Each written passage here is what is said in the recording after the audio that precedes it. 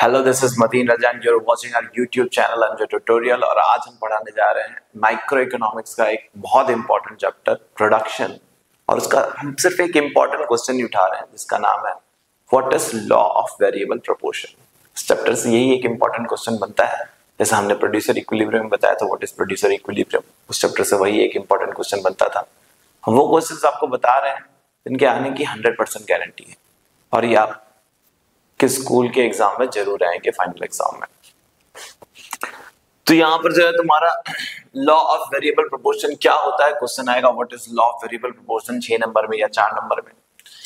तो what is law of variable proportion, तो आप लिखोगे लॉ ऑफ वेरिएबल प्रोपोर्शन क्या होता है। आप लिखोगे it states that as we increase quantity of only one input, अगर हम लोग कभी भी किसी एक इनपुट की क्वांटिटी बढ़ाते हैं, सिर्फ एक इनपुट को बढ़ाते हैं, कीपिंग अदर इनपुट फिक्स्ड, और बाकी सबको फिक्स्ड रखते हैं।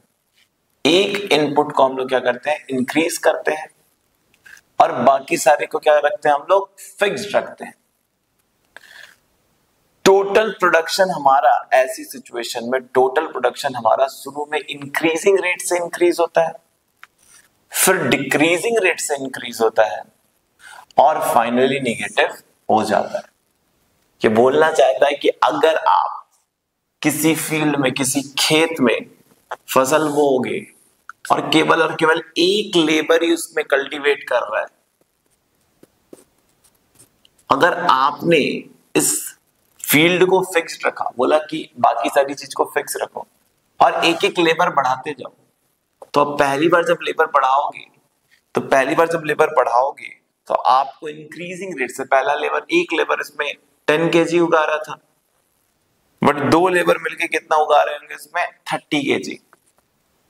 यानी दूसरे वाले के आने से मार्जिनल प्रोडक्शन कितना बढ़ गया, 20 kg।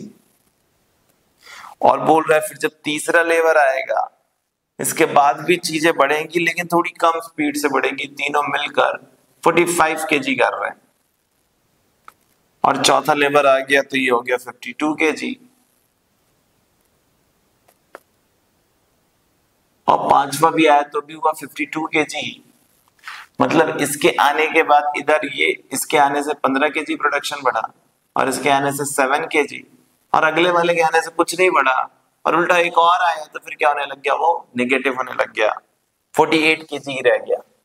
बोल रहा है कि ऐसा होगा, शुरू में जो लोग आएंगे उनको फील्ड में बहुत जगह मिल जाएगी, बहुत अपॉर्चुनिटी रहेगी, तो बहुत ज्यादा कल्टीवेट कर पाएंगे। उसके बाद आने वाले लोगों को उतनी ज्यादा अपॉर्चुनिटी नहीं मिल पाएंगी, तो उनका प्रोडक्शन उतना ज्यादा, उनका आउटपुट इतना ज्यादा नहीं हो पाएगा। उसके बाद बोल रहा है एक टाइम ऐसा आएगा जब फील्ड में जगह ही नहीं बचेगी, उसकी मैक्सिमम लिमिट ही होगी 52 kg। अब आप जितने भी लेबर बढ़ा लो, इससे ज्यादा कल्टीवेट किया ही नहीं जा सकता इस फील्ड में, इसकी फर्टिलिटी और इसकी लिमिट ही ये है। उसके बाद ऐसा हो सकता है ये या तो 52 में ही रहे, या तो उल्टा क्या हो जाए, कम हो जाए, ज्यादा तो नहीं हो सकता। हाँ, अपने स्कूल में अगर 20% लेके आते हो किसी एग्जाम में, अगले बार आप 60 ला सकते हो, बहुत स्पीड से बढ़ गए 20 से सीधे 60। फिर आपकी स्पीड थोड़ी थोड़ी स्लो हो जाएगी, 60 से 100 तो नहीं पहुंच सकते, तो फिर 80 हो गए, 90 हो गए, एक बार 100 भी पहुंच जाओगे, लेकिन अब 100 से आगे तो नहीं जा सकते, वो लिमिट है। अब उसके पीछे ही आ सकते हो, आगे नहीं जा सकते। तो आपको ये प्रोडक्शन फंक्शन, मतलब ये आपका जो लॉ ऑफ वेरिएबल प्रोपोर्शन है, वो बोल रहा है कि अगर हम किसी भी चीज में, states that as we increase quantity of only one input, अगर हम किसी भी चीज की एक इनपुट को बढ़ाएं और बाकी सारे को फिक्स कर दें, तो शुरू में आपको इंक्रीजिंग रेट से इंक्रीज देखने को मिलेगा, फिर डिक्रीजिंग रेट से, और फाइनली नेगेटिव रेट से। ये आपकी लाइफ में भी होता है, जहां पे भी आपको सफलता मिलेगी शुरू में बहुत तेजी से मिलेगी, फिर उसमें थोड़ा सा स्लो आ जाएगा, स्पीड स्लो हो जाएगी आपकी सफलता की, और एक ऐसे मुकाम पे आप पहुंच जाओगे जिसके आगे नहीं जाया जा सकता, वहां आपको रुक जाना चाहिए, अदरवाइज आप पीछे आने लगोगे। तो बोल रहा है इंक्रीजिंग रेट से शुरू में इंक्रीज होगे, फिर डिक्रीजिंग रेट से, और फिर फाइनली नेगेटिव रेट पे हो जाओगे। बोला इसके लिए कुछ असम्पशन को मानना पड़ेगा, केवल और केवल शॉर्ट रन में ही काम करता है, क्योंकि लॉन्ग रन में तो वो जब देखेगा उसके पास इतने लेबर हो गए तो एक नया फील्ड खरीद लेगा। बोला ये सारे फिक्स फैक्टर के ऊपर लागू होता है, मशीन के ऊपर भी लागू होगा। एक मशीन अगर एक दिन में 100 बॉक्स बना रही है, एक बंदा सिर्फ 20 बॉक्स बना पाता था, उससे 2 बंदे आगे 50 बॉक्स बनाए, 3 बंदे आगे 80 बॉक्स बनाए, 4 बंदे आगे 100 बॉक्स बनाया, 5वां भी 100 ही बना पाएगा, 6वां भी 100, और हो सकता है 7 लोग मिलके कम बना सकते हैं लेकिन ज्यादा नहीं बना सकते, बिकॉज वो उसकी लिमिट होगी। तो ये फिक्स फैक्टर पे लागू होता है, सारे फिक्स फैक्टर पे शॉर्ट रन में लागू होता है। ये भी बोल रहा है this law applies only in field production, field of production, production के फील्ड पे ही लागू होता है, ये कॉस्ट ऑफ के फील्ड पे लागू नहीं होता है। It is assume that factor of production become imperfect substitute, ये बड़ा इंपॉर्टेंट चीज लिखा हुआ है भैया। ऐसा माना ही जाता है कि एक लिमिट के बाद वो दोनों लेबर जो शुरू में 2 लोग मिलकर ज्यादा क्यों कल्टीवेट कर रहे हैं, क्योंकि दोनों एक दूसरे की मदद कर रहे होंगे, डिवीजन ऑफ वर्क की वजह से इन लोग को बेनिफिट मिल रहा होगा, दोनों ने काम बांट लिया होगा और दोनों एक दूसरे के परफेक्ट सब्स्टिट्यूट बन गए होंगे और दोनों मिल बांट कर काम करके अच्छा काम कर रहे थे। लेकिन एक लिमिट के बाद दोनों एक दूसरे के इम्परफेक्ट सब्स्टिट्यूट बन जाते हैं और इसकी वजह से प्रोडक्शन क्या होने लगता है, कम होने लगता है। यहाँ पे आप एक टेबल बनाओगे, पहले आपने डेफिनेशन लिख दी, फिर आपने अजम्पशन लिख दिए, शॉर्ट रन में लागू होता है, फिक्स फैक्टर पे लागू होता है, प्रोडक्शन के फील्ड पे लागू होता है, एक सर्टेन लिमिट के बाद ये लोग एक दूसरे के इम्परफेक्ट सब्स्टिट्यूट बन जाते हैं। फिर हमने एक टेबल ले लिया जिसमें हमने लिखा फिक्स फैक्टर, जो कि मान लो ठीक है लैंड है, लैंड जो है वो 1 1 1 1 एक ही लैंड है, उसको बढ़ा नहीं सकते हम। वेरिएबल फैक्टर जो कि लेबर है, जिसको हम बढ़ा रहे हैं, पहले 1 था, फिर 2 लेबर हो गए, फिर 3, फिर 4, फिर 5, फिर 6।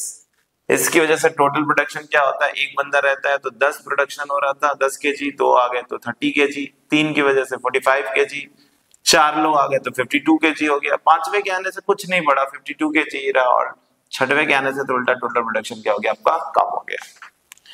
तो पहले वाले का मार्जिनल प्रोडक्शन कितना था, 10, दूसरे वाले का कितना था, 30 माइनस 10 करेंगे, दूसरे के आने की वजह से 20 केजी बढ़ा है, 20 केजी। अभी देखिए रिटर्न आपका इंक्रीजिंग रेट से इंक्रीज हो रहा है, दूसरा आके और ज्यादा बढ़ा दे रहा है। ये फेज 1 कहलाता है, फेज 1, जब आप इंक्रीजिंग रेट से इंक्रीज हो रहे होते हो। फिर फेज 2, जब आप बढ़ तो रहे हो लेकिन आपकी स्पीड थोड़ी स्लो हो गई। अब तीसरा आया तो सिर्फ 15 केजी बढ़ाया, और चौथा आया तो केवल 7 केजी बढ़ाया, और 5वां आया तो कुछ नहीं बढ़ाया, बट पॉजिटिव रिटर्न है, इसको बोलते हैं फेज 2। अभी भी यहाँ पे प्रॉफिट हो रहा है आपको। फेज 3 बिल्कुल ही नेगेटिव रिटर्न आ गया, 6वें वाले आदमी के आने की वजह से रिटर्न उल्टा नेगेटिव हो गया। इसको आपको इस तरह से एक ग्राफ में दिखाना होता है, एक आप ग्राफ बनाओगे टोटल प्रोडक्शन के लिए और एक बनाओगे मार्जिनल प्रोडक्शन के लिए। 0 10 20 30 40 50 60 ये टीपी लिख दोगे। इसी तरह से अब इसमें क्या करोगे आप, सबसे पहले लिखोगे कि जब आपका प्रोडक्शन कितना हो गया, जब आप 2 यूनिट पे थे तब आपका प्रोडक्शन कितना था, 30 था, ये हमने दिखाया है। 2 यूनिट पे हमारा प्रोडक्शन कितना था, 10 + 20 30 हो चुका था। फिर उसके बाद ये फेज 1 था। क्यों ये ऐसा क्यों हो रहा था, क्योंकि नए आने वाले लोगों का मार्जिनल प्रोडक्शन क्या था, इंक्रीजिंग रेट से इंक्रीज हो रहा था। एमपी बहुत तेजी से बढ़ रहा था, ये 10 था, फिर 20 था, ये लोग बढ़ते जा रहे थे, नया आदमी और ज्यादा काम करके दे रहा था। जब तक एमपी बढ़ेगा तब तक टीपी इंक्रीजिंग रेट से इंक्रीज करेगा, ये फेज 1 है। जब आपका एमपी जो है नीचे जाने लगेगा, मतलब अब आने वाले लोगों की क्षमता कम होते जा रही है, धीरे धीरे उनकी एफिशिएंसी कम होती जा रही है। जब एमपी नेगेटिव होने लगेगा तो ये बढ़ेगा, लेकिन इसकी स्पीड क्या हो जाएगी, स्लो। देखिए इतना स्पीड से नहीं बढ़ रहा है जितना फेज 1 में बढ़ रहा था। तो फेज 2 जो है वो आपका इस वजह से डिक्रीजिंग रेट से इंक्रीज होता है, क्योंकि एमपी जो है वो डिक्रीज होते जाता है, इंक्रीज नहीं होता। आपने विराट कोहली को खेलते हुए देखा होगा, विराट कोहली शुरू में बहुत तेजी से खेल रहा था तो उसका एवरेज बढ़ते जा रहा था, अब वो बहुत स्लो खेल रहा है, इस वजह से उसका जो है मार्जिनल प्रोडक्शन हर एक मैच में वो कम रन मार रहा है, तो मतलब ये उसका मार्जिनल जो परफॉर्मेंस है वो कम होते जा रहा है। इसकी वजह से उसके टोटल एवरेज में भी फर्क पड़ रहा होगा। अब एवरेज उसका बढ़ नहीं रहा है, बस कम स्पीड से बढ़ रहा है। फिर एमपी एक जगह जाके क्या हो जाएगा, 0 हो जाएगा, तो टीपी मैक्सिमम हो जाएगा।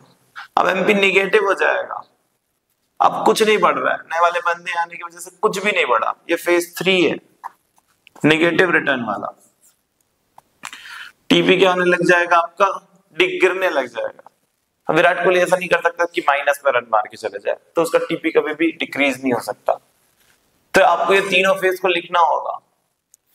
पहले फेज में टीपी इंक्रीज होता है at increasing rate, TP increase होता है एट इंक्रीजिंग रेट। क्यों? क्योंकि एमपी जो है वो इंक्रीज हो रहा है और पॉजिटिव है। एमपी जब तक इंक्रीज होगा तो ये इंक्रीजिंग रेट से इंक्रीज होगा। फेज 2 में आप लिखोगे टीपी इंक्रीज हो रहा है लेकिन डिक्रीजिंग रेट से, बढ़ रहा है लेकिन इसकी स्पीड स्लो हो गई है। क्यों? क्योंकि एमपी डिक्रीज हो रहा है लेकिन पॉजिटिव है। फेज 3 में टीपी स्टार्टेड डिक्रीजिंग, टीपी गिरने लग गया। क्यों? क्योंकि एमपी जो है वो नेगेटिव बन चुका है और एमपी नेगेटिव है। अगर किसी का मार्जिनल परफॉर्मेंस ही खराब होते जा रहा है, मार्जिनल प्रोडक्शन खराब है, तो टीपी भी क्या होने लग जाएगा? गिरने लगेगा। यहाँ प्रोडक्शन क्या कर देना चाहिए? बंद कर देना चाहिए, क्योंकि नए लेबर को रिक्रूट करने से आपको थोड़ा भी फायदा नहीं हो रहा है। तो आपसे क्वेश्चन आएगा what is law of variable proportion, तो आप क्या लिखोगे? इसका और भी नाम है रिटर्न टू फैक्टर्स। तो आप पहले डेफिनेशन लिख दोगे उसकी, जो कि हमने लिख दी है कि इट स्टेट्स दैट कि अगर हम किसी भी चीज के एक वैल्यू को इंक्रीज करते रहें और बाकी सबको फिक्स कर दें, तो शुरू में इंक्रीजिंग रेट से इंक्रीज होगा प्रोडक्शन, फिर डिक्रीजिंग रेट से, और फिर नेगेटिव हो जाएगा। फिर उसके आप अजम्पशन लिख दें, शॉर्ट टर्म में लागू होता है, फिक्स फैक्टर पे लागू होता है, प्रोडक्शन फील्ड पे लागू होता है, एक टाइम के बाद इम्परफेक्ट सब्स्टिट्यूट बन जाते हैं। फिर ऐसा एक टेबल बना लें जिसमें एक चीज को फिक्स रखें, वेरिएबल फैक्टर को एक एक से बढ़ाते जाएं, टीपी को आप शुरू में पॉजिटिव रिटर्न रखें, तेजी से बढ़ रहा है, फिर बढ़ रहा है लेकिन स्पीड स्लो हो गई है, और फिर नेगेटिव होने लग रहा है, और फिर उसके ग्राफ को शो कर दें और ये चीज लिख दें। ये लगभग 2 पेज हो जाएगा आपका। ये लिखना जरूरी है, लास्ट का रिमार्क है। तो आपका 6 नंबर कोई नहीं काट सकता। अगर 4 नंबर में आता है तो आप चाहो तो ये टेबल को स्किप कर सकते हो, अजम्पशन को स्किप कर सकते हो, फिर भी ये और ये रिमार्क तो लिखना ही पड़ेगा आपको। टेबल और अजम्पशन को स्किप कर सकते हो अगर 4 नंबर में आता है तो आप इसे जरूर नोट डाउन कर लें।